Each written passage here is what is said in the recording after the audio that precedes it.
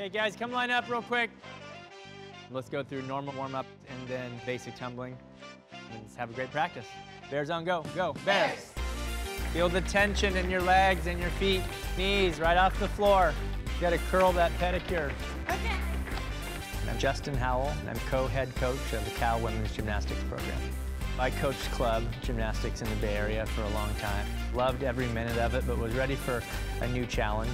I didn't want to leave the Bay Area, but really wanted to give this college coaching thing a try, and thought, you know, Cal is the right place to do it. That was so good. Emmy, don't leave me hanging. Nice job. Thank you. Now you gotta do it again. I got the position, and you know, the first order of business is gotta hire an assistant coach, and of course I knew who the best person for that job was. I'm Elisabeth Crandall-Howell. I'm the co-head coach of the women's gymnastics team here at Cal. Here's Maya. Not really having a precedent for a head coach and an assistant coach being married, we had to prove to the athletic department that Liz was, you know, nationally the best person for the job, which wasn't hard to do. Think about the routine more methodically instead of thinking about the whole thing, get through it with a mate. I think that we were either 49th or 50th the year before we started coaching, and the second year that we were here, they finished 16th. And that's the biggest jump that anyone's made in college gymnastics history. That was Grayson this morning. Crouch. He didn't want to get up. I think that our family dynamic is actually the key. If mom and dad are telling you to do something, you're not always going to like it, but you know that they're doing it because they have your best interests at heart. It can't be like pageant girl trying to be cute. It's more like there's energy that comes from the snap. I'm Milan Colossi. I'm a freshman here on the gymnastics team at Cal. Meeting the Howells, there's definitely something about them that is not in every coaching partnership. Hey, you're the co-head coach, you know? You're allowed to do that. You could tell right from the beginning that this is more than just a job to them. They're two of the most technically sound coaches that I've ever had the privilege of working with. Tell me what you felt in that front layup. Everyone that's on this team and everyone that's here at Cal kind of contributes to that family feeling. Cal Athletics as a whole feels like family. One of the first people that I kind of clung to when getting here was Tony. The fifth-year senior, Tony Ann Williams. Well, she is such a bright light in collegiate gymnastics. She has the high-flying gymnastics that wows the crowd, but it's her glowing smile that lights up every single arena she competes in.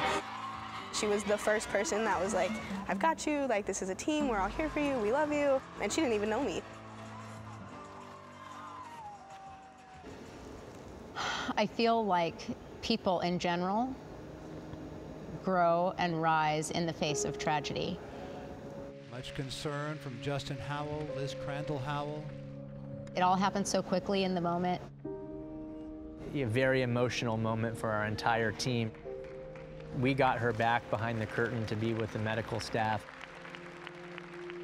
It was difficult for everyone. I think it kind of required them to step back and be like, okay, we have a meet to finish. Obviously, we have jobs to do.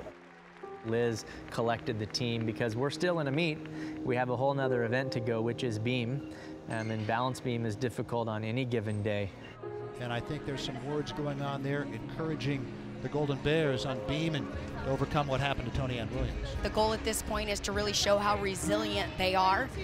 Everybody on our team has somebody who they connect with the most, and Tony Ann is Milan's person. And even though she had just suffered a devastating injury, just like 5 minutes before that, she was back out there on her crutches to give her teammate what she needed in that moment. Tony Ann back out on the floor with her teammates. Milan Colossi appears to be getting settled in on beam. She's been at least as good and usually better than the week before in every meet this year. You know, you've got Tony crying, Milan crying, Liz is crying, you know, everybody's emotional, and Milan wipes away the tears, goes up, hits a 9-9 beam routine.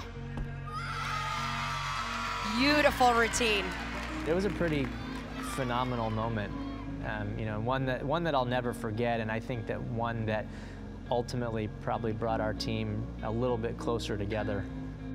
I don't remember that many events in my lifetime that I have seen such commitment and love from a group of women as I did in those moments that followed her injury. And it was something like, that's a moment that I'll remember forever. That's a moment that I'll remember as the growth of this team, is that culture. There's not 16 other girls that I would rather be on a team with. I think there's so much love. It's really unique and special to be a part of that. You know, Cal is a tough place. It's tough to find a place to park. It's tough to be a student here. It's tough to be an athlete. It's one thing that I love about this university is nothing is handed to you. And I believe that when our student athletes graduate from here, that they're really they're prepared to take on the world because they've had a lot of challenges just being a student and a student athlete at Cal. I think that our future can go wherever we want it to go.